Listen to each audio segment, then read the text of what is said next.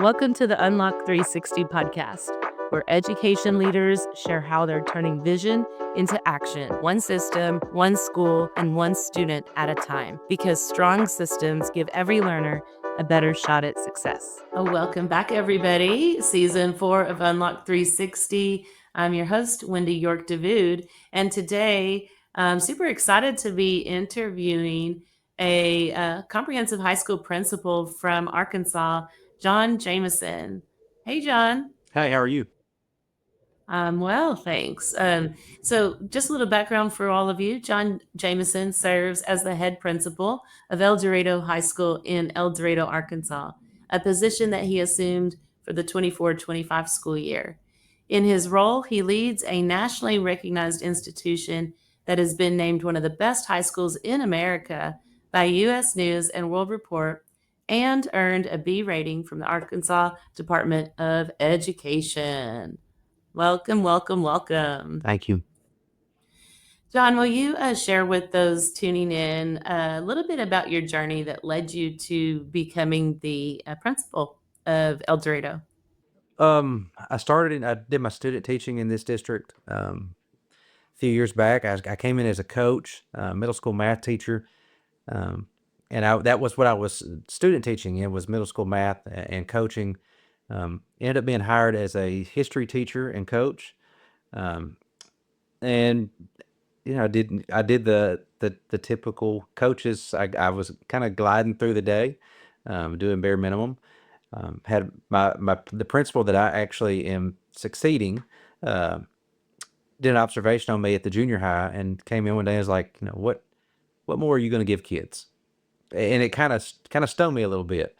Um, and I had started working on a master's degree and finished it up. And um, it's interesting. I started. Um, I was going to my home district down the road for an interview to be a head baseball coach and an assistant football coach, and got back that afternoon and interviewed in this district as an assistant for an assistant principal role that afternoon. So I had the decision to stay in the coaching world or get out and get into administration. And as many of my coaching friends called, I said I went to the dark side. So I did a few years at the junior high as assistant principal. Then I came here to El Dorado High School in 1920, which we all know what happened in that school year, um, and was assistant principal here until 24-25, and um, became head principal in 24-25, and then continued this year um, in a pretty pretty amazing school. Um, and that's how I got where that's how I ended up where I am. That's a year to start, huh? So tell Yeah, us about and that. I mean, you come to a high school where we were at the junior high. We had about uh, it was a seventh, eighth grade junior high. Had about, I don't know, 500, 600 kids. And then I come to the high school where we had about 1,200 kids at the high school. And you come to school one day in March and they say, we're going home. And you're figuring out in one day really how to manage a high school of 1,200 kids that offers 300 plus classes, and how are you going to get them the different classes, and how are you going to get work to them, how are you going to get work back from them. And it became one of those things where they put us on. I mean, we were running a skeleton crew. If you weren't needed at school, you didn't come to school. I was the youngest on staff of administrators, and I guess well, they considered me the healthiest at the time. I don't know that I necessarily was, but we ended up borrowing the newspaper boxes from the newspaper company, and kids Mm. could return work by grade to the old Oh, newspaper wow. boxes, and then we ended up getting filing cabinets, and like we were getting classes so kids could come pull and get work if they didn't have access to a computer at home or something happened to their computer. And so we were doing everything we could to figure out ways to get kids paper copies as well as what was online if they didn't have access to it. Um, it was just weird. You got a building as big as we have, and it's me and the head principal were here. That was it. And she was still trying to manage the school and make sure teachers were doing things. And I was sorting papers and setting papers because The Mm. rules with COVID at that time in Arkansas, they had to sit, or paper had to sit for so long before somebody else could do it. So I have mask and gloves, sorting papers, and all that weird Oh, stuff, and wow. it was strange. And then to come back the next school year, and when we came back, we're still masked, and um, we were doing a 4-day week then. We had Fridays were hybrid days. So Okay. it was the transition from coming to the high school here. It took me 2.5, 3 years before I ever got to feel a normal year at the high school. Um, and there's a That lot more that happens at high schools than there are at junior highs.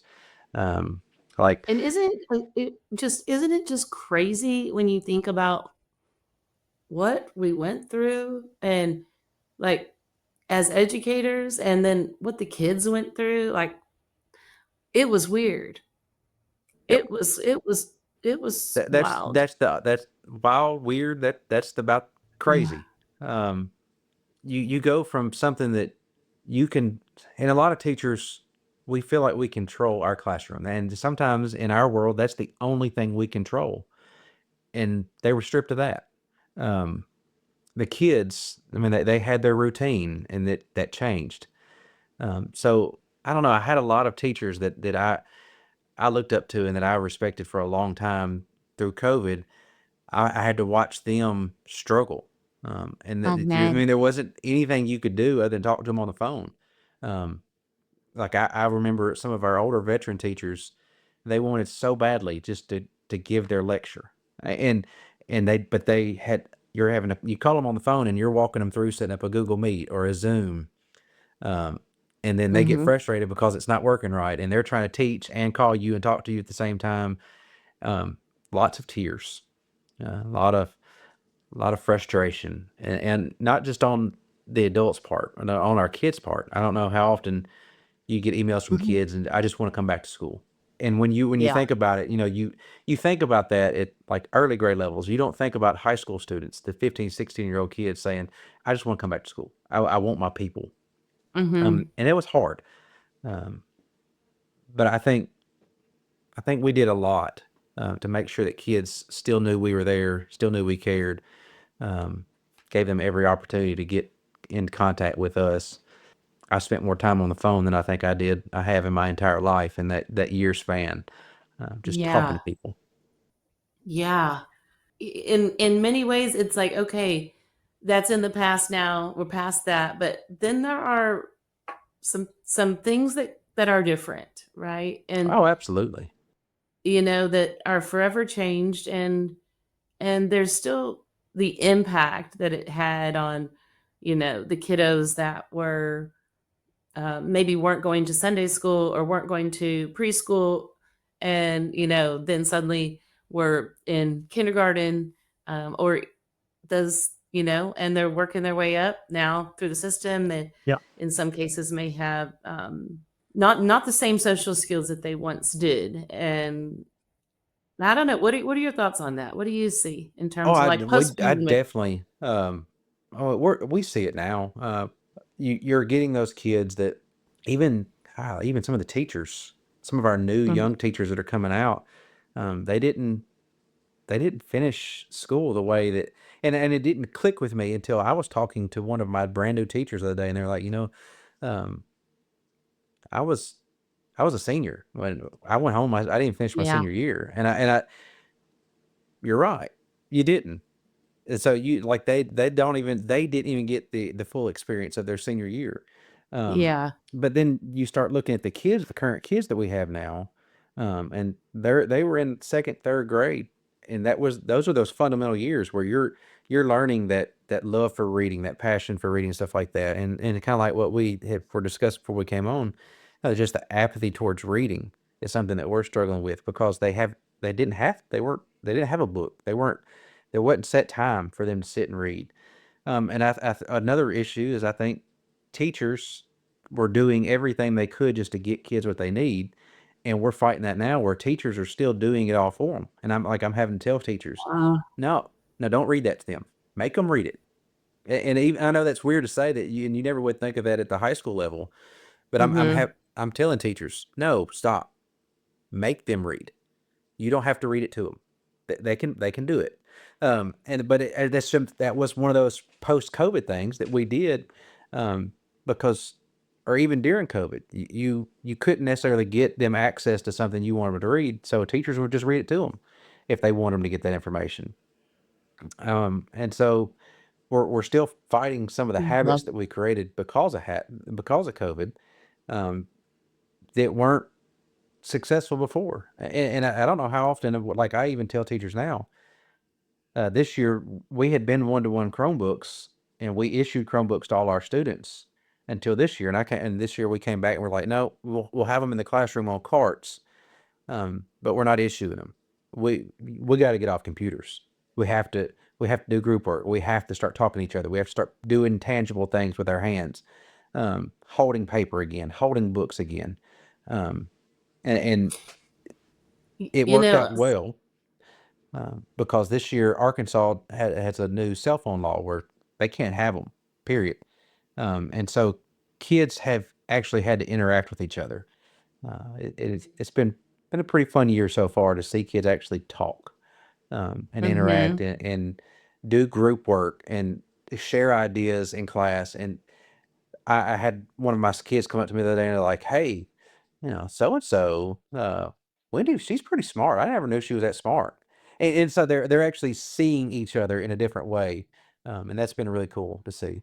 Yeah, I'm hearing that from others as well, and seeing both, seeing that places where it's still very quiet, and you know we need to get kids talking more.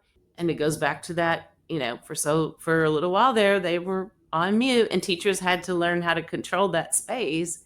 And that was what, they relied on. And so now getting kids talking, working with each other, engaging without the phones, that's a piece in several states. I see places where there's still a lot of work to be done and places where there's a lot of really awesome stuff happening. Yeah, and just talking, you know, we're seeing Arkansas. I can only speak for Arkansas. Um, Arkansas is seeing a very high increase in students coming into kindergarten with autistic and autism type behaviors. Um, Interesting. and so those would be the ones that were born Mhm. right there right there at the end of COVID. Um, Parents that had been excluded, like, and I know this. I can't.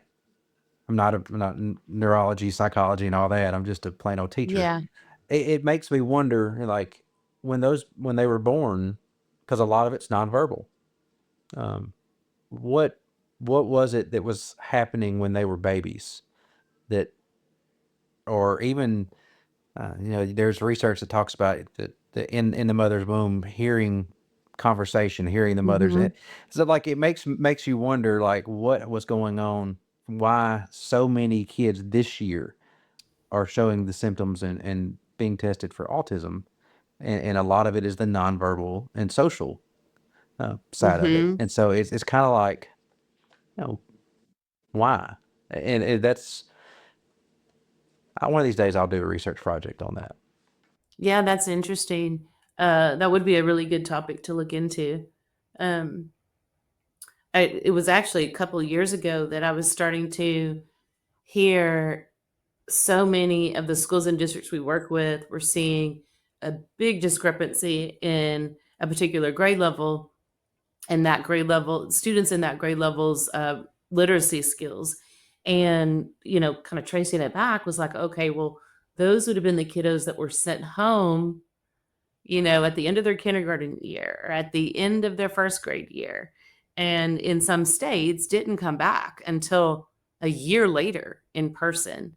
And other states they did. But looking at that, it's like, okay, is that what's going on here? Because if they come back now, they have a little bit left of their second grade year before they are suddenly in third grade with a teacher who typically doesn't teach the uh, early literacy skills the same that a third grade teacher might. Yes, they still have some of those foundational pieces they're learning and teaching, but there's just a tendency to, expect that they would have those skills coming in. But yeah, there are some really interesting things that I'm sure others are looking at, in terms of what impact has this really had, on our students and, um, on our teachers. So thanks for sharing that. I'm curious about, on another note, there was another topic that, you and I discussed before we actually started the show today, and that was around, the assessment system in Arkansas and, the, I guess, the policy for students that um, score low. Will you share a little bit Yeah. about that? But right now, if students score at a certain level or below in their reading, um, we have to screen them for dyslexia.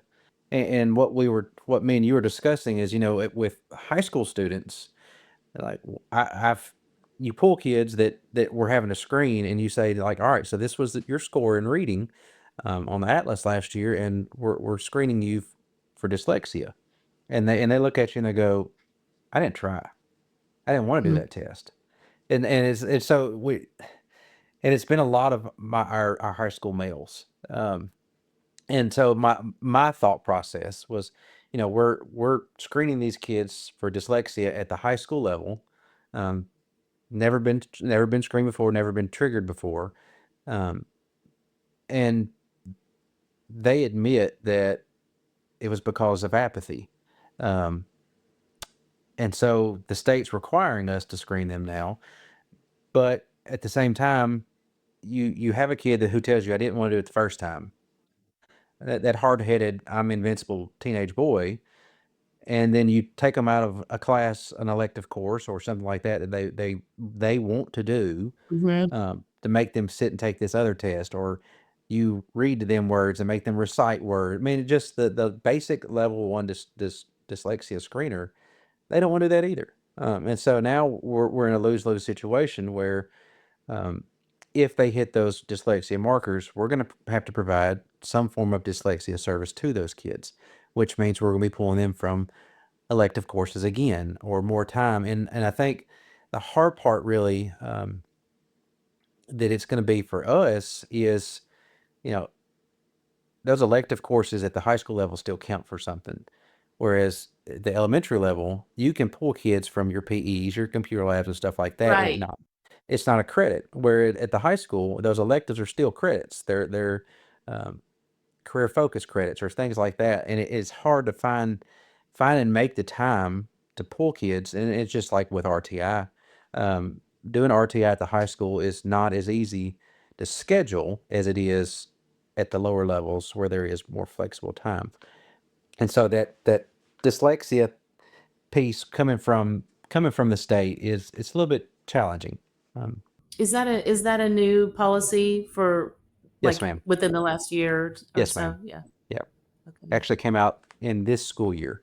Like, we started Okay. school, had our scores, and then it came out as like, oh, by the way, we want you to test these kids because they scored this low, and if they continue to score that low or they hit the markers, then you're gonna have to find a way to provide them those services. And I don't know what it is in Texas. There's not a lot of people out there licensed and certified to provide dyslexia Yeah, services, right. um, and so it's gonna be So it's a that's challenge.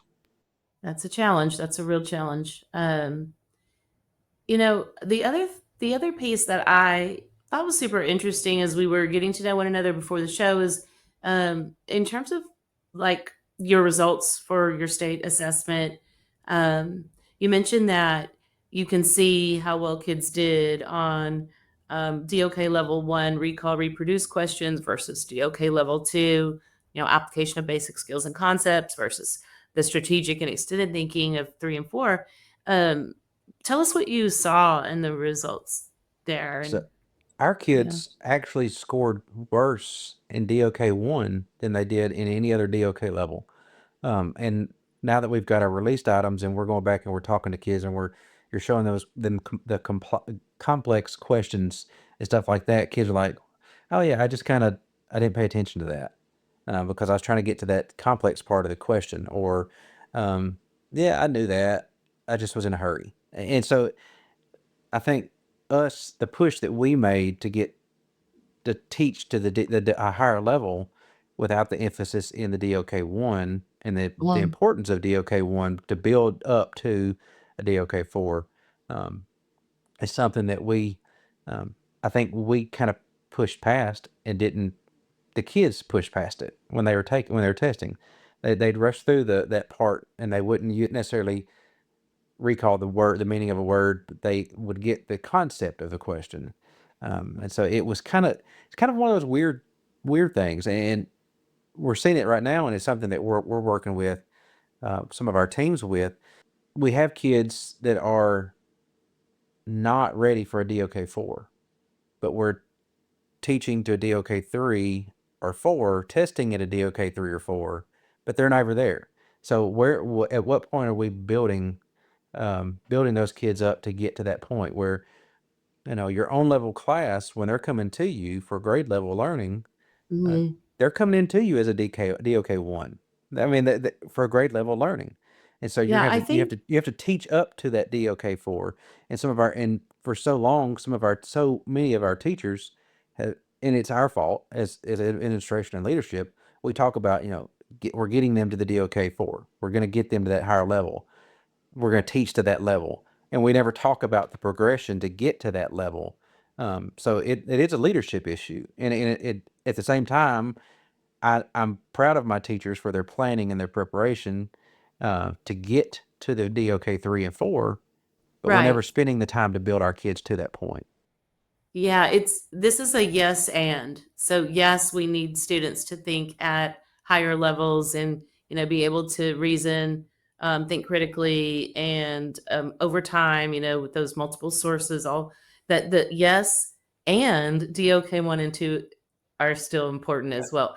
And I think that the tricky piece is really having an in-depth understanding of the standards for a particular course and how they build in order to discern which topics need to truly be taught at all levels and which ones may not, like, so that you can, because there's so much that we have to teach, it doesn't Oh, matter, absolutely. but there's more than we can possibly do when you look at the standards for a particular course across many states, especially literacy and math. And when you think about, okay, so where do I spend my time?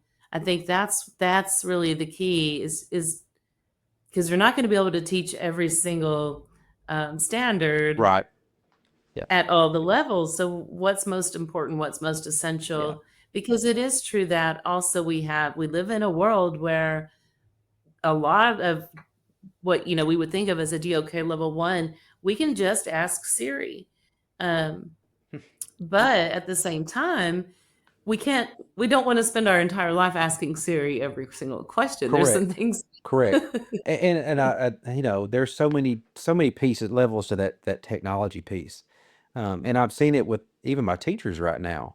Um, ChatGPT is changing the world, and I talked about it at the beginning of the year of student use, and our kids are using it wrong because they're using it as a cheat code, not as a resource or a tool. Well, I'm sitting in a CTM the other day with a team, and one of my teachers like, yeah, I just uploaded their paper into that, and let it grade it for me, and I like it was immediate pause, and I thought, whoa, whoa, whoa, whoa, whoa, and she said, I have 100 kids, and it's a whole lot, and they submit it to me digitally, so I can just upload it, and I put in the parameters of what I want it to spit out for Mhm. me, and it does it for me, and I have the points there where it says that the kids are missing. And I said, so when you look at student work, I said, I know this is an English course. I said, but I was not an English person by any means. I said, I was a math person. I said, when you look at student work and you're looking at solving single variable equations, the standard is the single variable equation. And the computer's going to tell you they didn't get the correct answer for the single variable equation. But where was the problem? Was it in their order of operations? Was it they just can't carry a negative? They didn't do one side. I said, you have to look at student work to truly understand what the student's deficit is. And so it was a pause for a moment for me because I realized that even my adults are using AI as a cheat code, not as a tool Yeah. or a resource. And I told, and so we had the conversation of, yes, ChatGPT is awesome for planning and preparation of lessons. Um, I'm I'm currently working on my doctorate, and there have been several times that I've put in topics that I was writing about, and it presents parts of a concept that I didn't even think of. And so it's not using it as that cheat code to do the work for Mhm. you. It's to provoke thought. And so you have that. And going back to what we were talking about, the essentials and what all Maria Nielsen, I don't know if the 15-day challenge, the through solution tree. I don't know if you've ever heard of her. Big time believer in her. We have gone this year at the high school. We've adopted the 15-day challenge. And uh, Tell us about that. I'm not familiar. so Maria Nielsen, it's she the 15-day challenge. It's a pretty title. And she says you're not locked into that 15-day challenge, but the premise of it is the planning of things and deciding what is essential. She calls them rocks, boulders, rocks, and butterflies. The boulders are your Mhm. essential standards, what you have to teach. Rocks are the good things to know that you pile in there, and the butterflies are things that are just pretty. And she's like, when you're talking about science, um, who needs to know the percentage of salt water compared to fresh water? She goes, Mhm. unless you're sitting next to it in a lawn chair or a beach chair. She goes, nobody cares if it's salt water or fresh water, right? And she goes, when you start talking about what is essential, if you can ask Google or you can Google it, is it truly essential in 2025? And so and then when you start planning out those things, you literally go old school. You take out a piece of grid paper, you draw a map on it. She likes to do 3 wide instead of 5 wide because she says that when you do 5 wide, people immediately think of a school week. Uh-huh.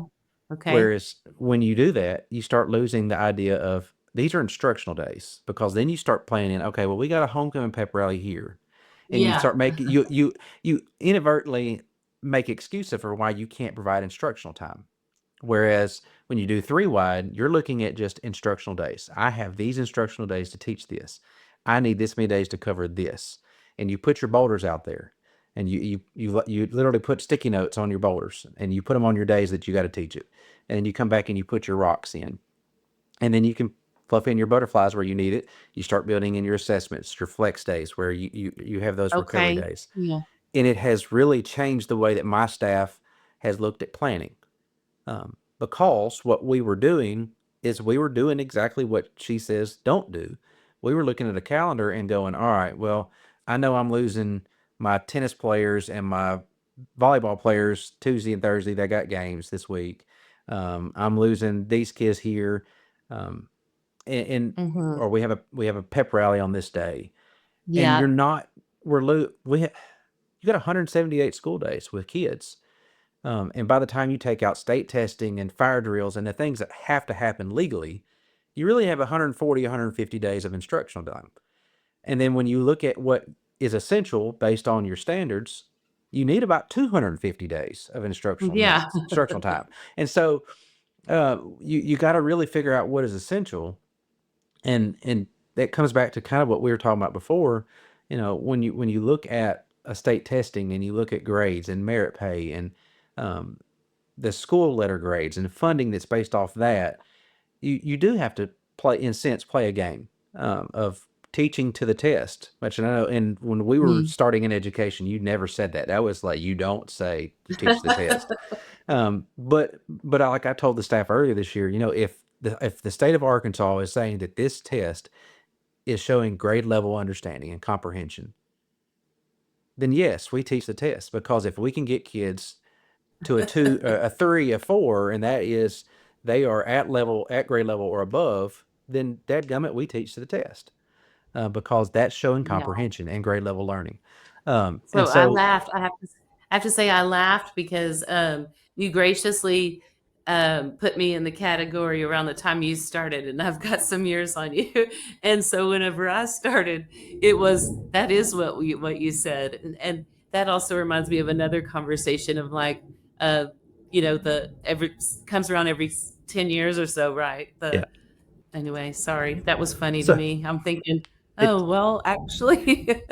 well, and I really, I mean, even when I don't know how long it was you started. I'm not gonna try to put a date on that. But even when I started, like you did, that's cuss words to say we're gonna teach to the test. Yeah. You taught your No, I standards. know. That's what I'm saying, And that and when it I was started, it and was somewhere accepted, in so when and I you and started.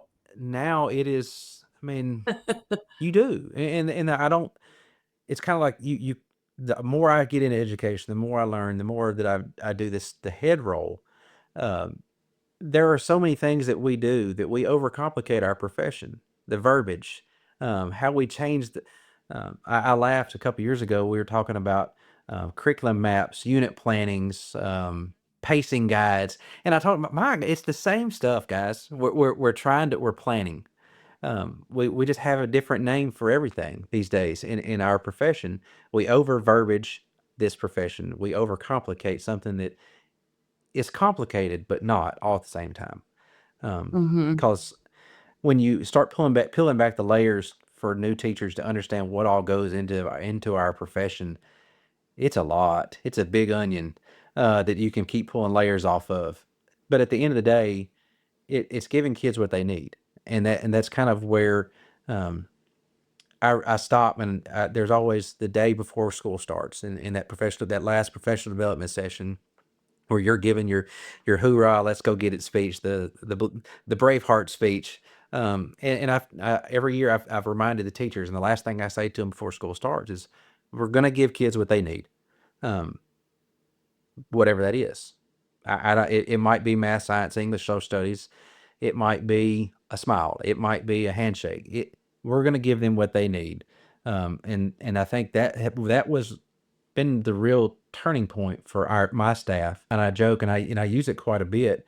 Um, Andy's frozen custard. I don't know if you they have those where in Texas where you're at. I They're in don't know. our They area of the might, but state. I don't. Yeah. Uh, above the door, the manager's office. There was a sign, and the weekend before school started, me and my wife went down. We ate. We were getting dessert, and the sign said, "Remember, you can turn their day around." And I took a picture of it through the drive-through window, and I showed it to my staff that day before school started, and I said, "Look, if this is what they believe, and they're handing out ice cream, my goodness, what can we do? We're handing out their future." And so some of my teachers actually got it, I mean, got it embroidered on a thing, and brought it to me, and it's in my office now. It's like, "Remember, you can turn their day around. We're handing out their Nice. futures." And so I think when you really start looking at what kids need, um, it is bigger than a curriculum. It is bigger than instructional strategies, and the hook, just the old pieces of a lesson, and that's post COVID. I know Mhm. we're going to circle back to that. Post COVID, our kids need more than just school, um, or what school is. The whole picture of what school is has changed, and I think that's a big part of it. I love that, and you have it now in your office to remind you. That's great. There's another on a different topic, different subject. There is something else that I think is super cool, and would really love for you to shed some light on for those that are tuning in, and that's around the El Dorado Promise. Will you tell Yeah. those joining us what this is So, all about? the El Dorado Promise is, our kids get to go to school, tuition and fees paid. Murphy, which was the parent company to Murphy Oil, and a lot of people know Murphy USA. The gas stations are usually tied to Yeah. Walmart. Okay. Though the parent Yeah. company actually started in El Dorado, and they set up a trust, an investment where they're paying is tuition and fees for all students that graduate from El Dorado High School, um, as long as they were enrolled in El Dorado schools by the ninth grade. And so Wow. Okay. if you do your four, if and it's a progressional thing. So if they come in ninth grade, they get 65% of tuition and fees to the highest public school in Arkansas, um, and they'll do up to 5 years for undergrad. If Wow. you're here K-12, it's 100% tuition and fees to the highest public college in Arkansas, and you can carry it anywhere in the world. I have kids in the University of Hawaii. We've had, I think there's 170, 180 different colleges that the kids have carried the promise to throughout the country. And so Wow. And here's the thing, like I know this, I read this, but hearing you say it is just it's landing. it Yeah, is. it's And amazing. they what the hard part for me, I have a little bit of a I went to school in a small community school outside of El Dorado growing up, and they announced the El Dorado Promise in my junior year of high school, and it was going to be for the senior class that was my senior cohort. And then it was just like, okay, they get to go to college for free, whatever. I'm going to college anyways. And then now that I've gotten older, it's clicked with me the financial impact that it caused my family and me, and how long it took, to get college paid for me to have a Yeah. college education, whereas these students got it for free. Yeah, there are still expenses. There's still room and board. There's still just the expense of Mhm. college, but tuition and fees, and like I try to explain to my kids now, that, about $50,000 a year. It's major money that El Dorado is saying, take it and go do something. Um, and they've expanded out now where it's even covering like 2-year trade schools. So if you're getting any form of a degree, associates, anything, the promise will pay for it, tuition and fees. So we have kids that are going to E&I That school is where they're going to get an amazing. associate's degree in E&I. They an associate's in industrial maintenance. I mean, if you're receiving a degree, the promise is paying for it. Um, And is this still true, so that let's say there's a family listening and they're thinking about how they're going to send their kids to school and maybe looking to relocate, they could, yeah, if they could move in and to your, attend schools in your district yes, ma'am. and If they're here by the ninth grade and they complete ninth through 12th grade, they'll get 65% of the highest tuition and fees of the highest public Arkansas college.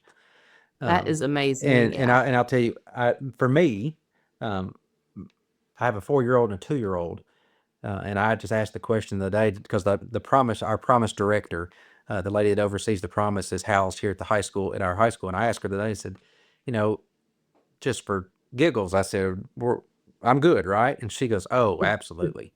And that's because, I know I make more money than I ever dreamed on making this profession, but college is expensive.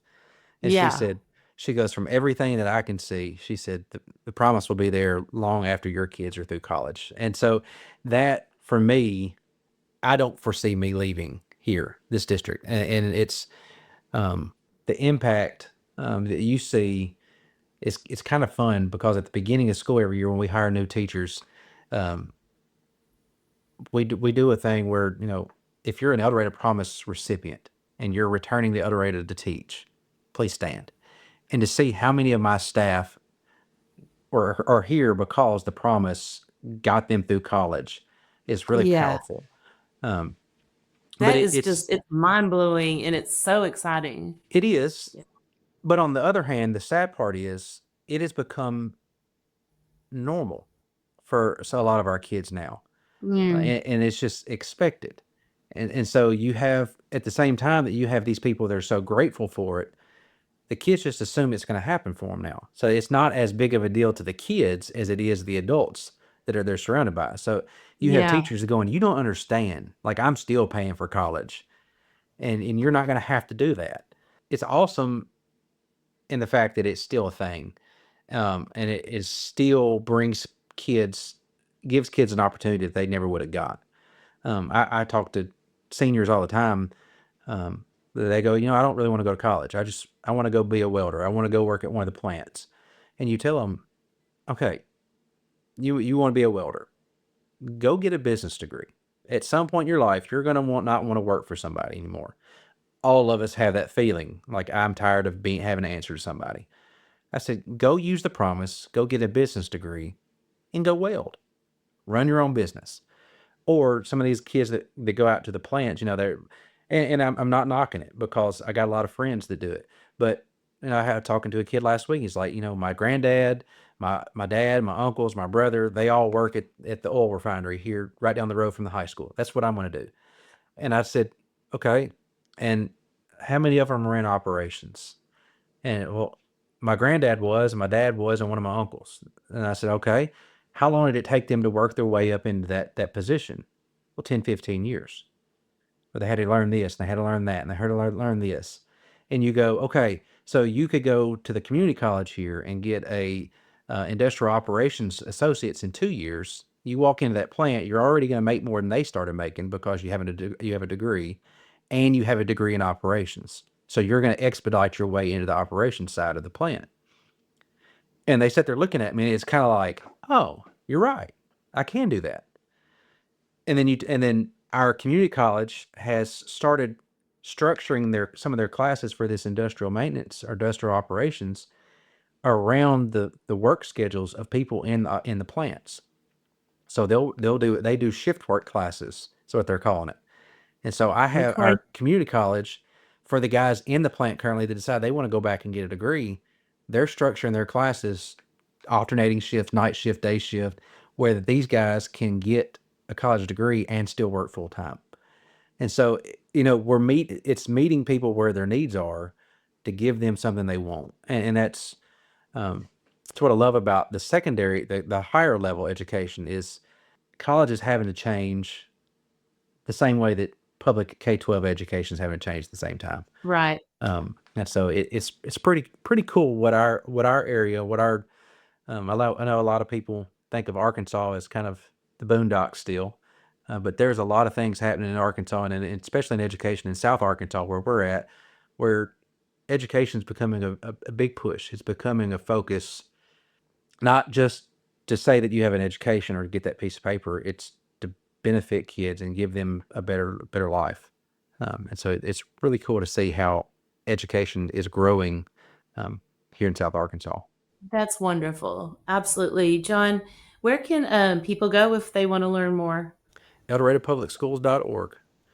Um, Okay. and from our school district website, there's information about the Promise, our different campuses in the district, all the different things that our school district does. There's links to community organizations and stuff like that. The Murphy Foundation that did the Promise also Yeah. funds a local county education foundation. So there's a lot of different opportunities that we put on just for kids to have the opportunities. And even if you're thinking about schools, when you look at schools in South Arkansas, Arkansas requires like 36 classes to be offered at the high school level. I think at last count, I offer 326 different courses at my high school, ranging from photography to agri and farming, um, Wow, that's computer incredible. science, theater, sports medicine, culinary arts.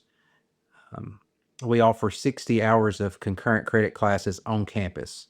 So kids could walk out with nearly an associate's degree in general studies out of Arkansas, which this year Arkansas has now started treating concurrent classes as just like AP classes. So you get the weighted credit for it. Um, and Okay. so we got kids that will walk out, and it's scary. I've said this to the school board and parents.